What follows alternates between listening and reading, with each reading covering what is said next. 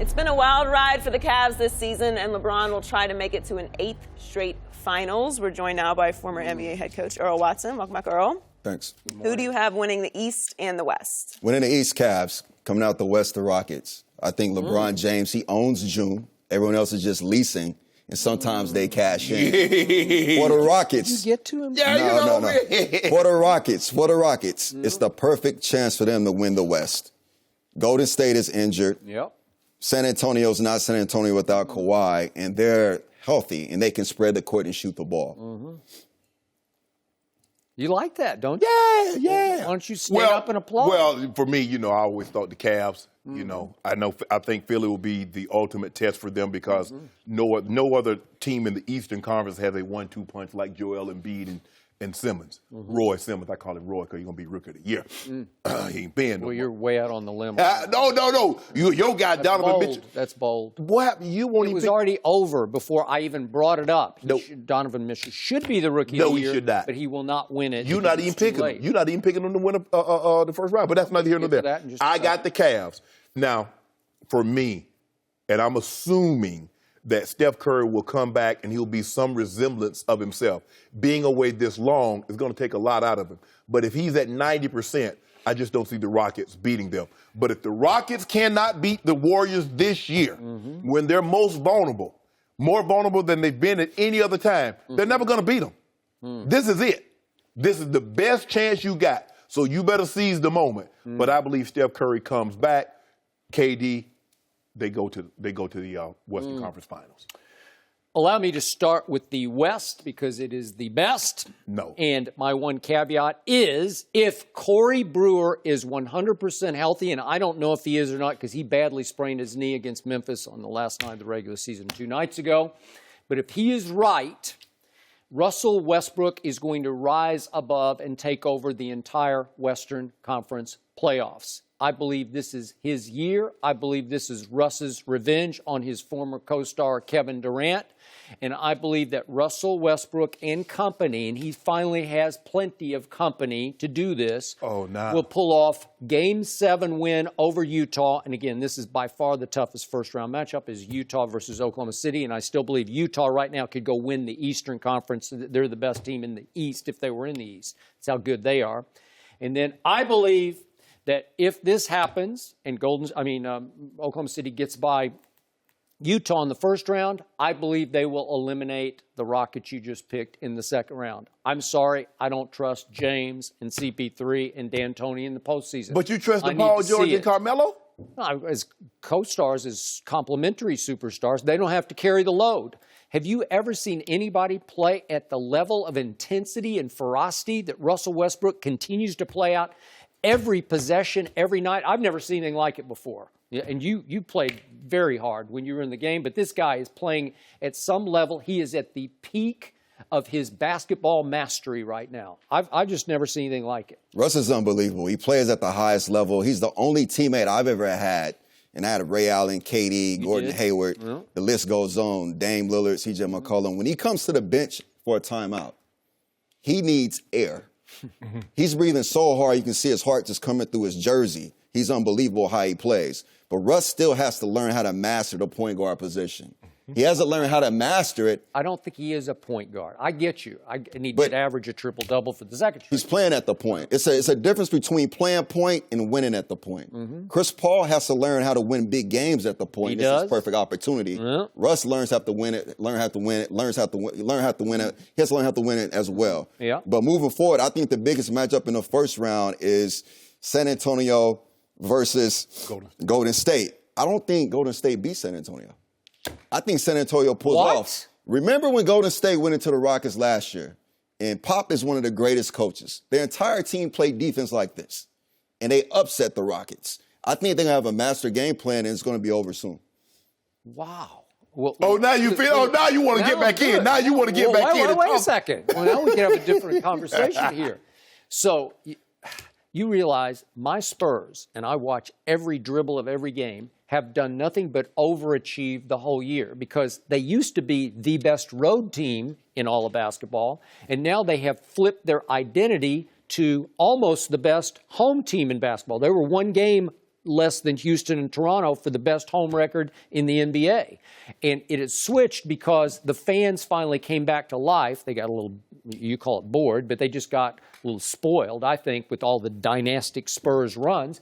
So now, this year, they got inspired to root for their home underdogs. And this team, with no Kawhi, who's top 5 player, I think the whole team got inspired, sort of in spite of Kawhi, but they're a superstar short. So I don't see how the team with Kevin Durant is going to lose to the team without Kawhi Leonard. Style of play. Kevin Durant doesn't play a quick pace. They need Steph Curry for that. Yep. If you play half-court basketball, you know who takes over the game? LaMarcus Aldridge. And that's how Pop is going to get him. He's going to keep the game between 85 to 98 points per game. If they get over 100, they can't get to 104. And that's how they pick you apart. The Spurs will go up by 2, go down by 1, go up by 3, go up by 4. Next you know they're up by 8, and they slow walk you to your death. And that's how Pop is going to navigate this series. Well, they do have the 6th man of the year in Manu Ginobili, and the best closer in basketball still in Manu Ginobili at age 40, Brady-esque. Do Lou Williams play this year? Because he's the first player in starter. He's the first He player in averaged NBA. 33 minutes a game. Is that 6th man of the year? That's not how they determine 6th man. 33 minutes a game? If Come on. you play, if you come off the bench more than If you you start. come off the bench a minute into the first quarter, are you 6th man of the year? Help me out. Yeah. Yeah. 22 and 5. I'm impressed. No other bench player has ever done that. Yeah. So he gets my vote.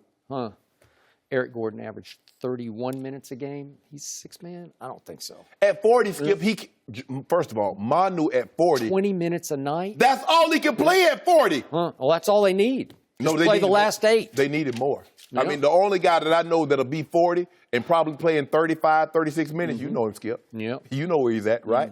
Yeah. Wakanda forever. That vibranium, that stuff good, Skip. I know, they got a test for that. Don't do that, Skip. Don't do that, Skip. Skip, don't do that. You know it and I know it. Have you ever seen anything like it? He body bagging. He Donkey Kong. You know, everybody. He gets that vibranium down in Miami. I don't No, know, he he's got don't. a connection down His there. back was hurting, Skip. Was it? Yeah. Huh. And he had to close up one of them old fruit shops. Really? Yeah.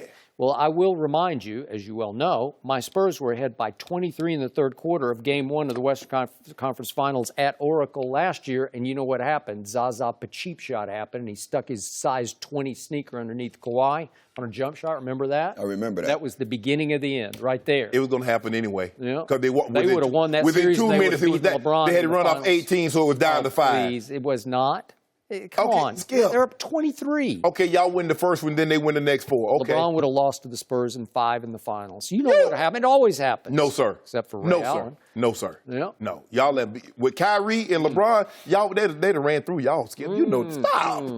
But that's neither here nor there. We're talking about this year and the Cavs and what they represent. This is a new team. But like I said, look, you get new band members. He got new band members, but the lead singer's still the same.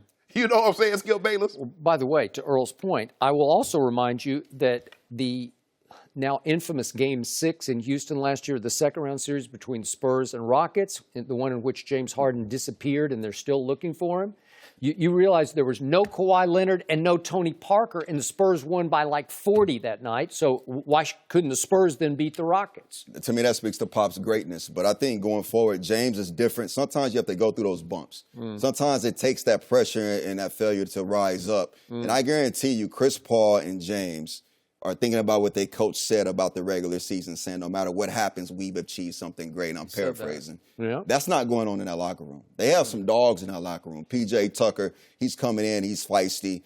Joe Johnson is their X factor, and James and Chris can both take on the pressure down the stretch. Final point. On the other side of the bracket, I think we're overlooking the Philadelphia 76ers, who won their last 16 games and arrived a year ahead of schedule, if Joel Embiid is right for Game 2 of the first-round series against Miami. And I think he will be, and I think they're going to be too much with home court advantage over LeBron and company in the Eastern Finals. I just think they're better than the Cavaliers. Yeah.